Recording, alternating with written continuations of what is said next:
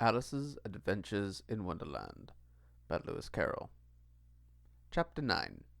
Who Stole the Tarts?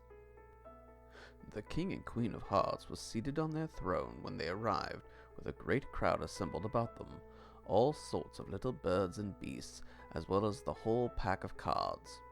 The knave was standing before them, in chains, with a soldier on each side to guard him, and near the king was the white rabbit, with a trumpet in one hand and a scroll of parchment in the other.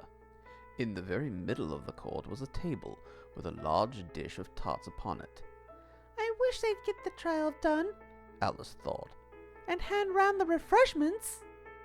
The judge, by the way, was the king, and he wore a crown over his great wig. "That's the jury box," thought Alice. "and those 12 creatures.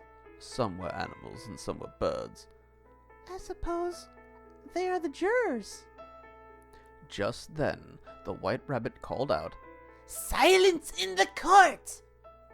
"Herald, read the accusation," said the king. On this, the white rabbit blew 3 blasts on the trumpet, then unrolled the parchment scroll and read as follows. "The Queen of Hearts, she made some tarts, all on a summer day. The Knave of Hearts, he stole those tarts, and took them quite away." "Call the first witness," said the king, and the white rabbit blew 3 blasts on the trumpet and called out, "First witness!" The first witness was the Hatter. He came in with a teacup in one hand and a piece of bread and butter in the other. "You ought to have finished," said the king. "When did you begin?" The Hatter looked at the March Hare, who had followed him into the court, arm in arm with the Dormouse.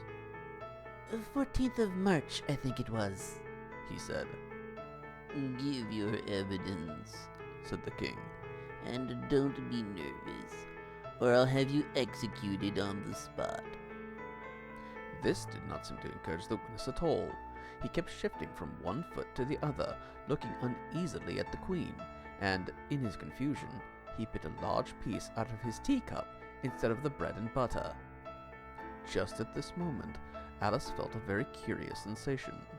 She was beginning to grow larger again. The miserable Hatter dropped his teacup and bread and butter and went down on one knee.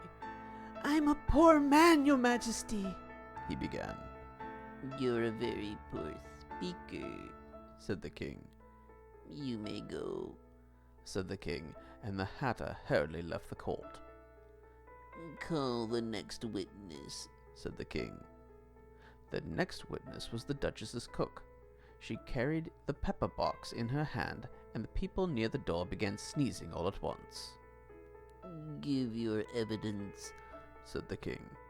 "Shan't," said the cook. The king looked anxiously at the white rabbit, who said in a low voice, "Your Majesty must cross-examine this witness." "Well, if I must, I must," the king said.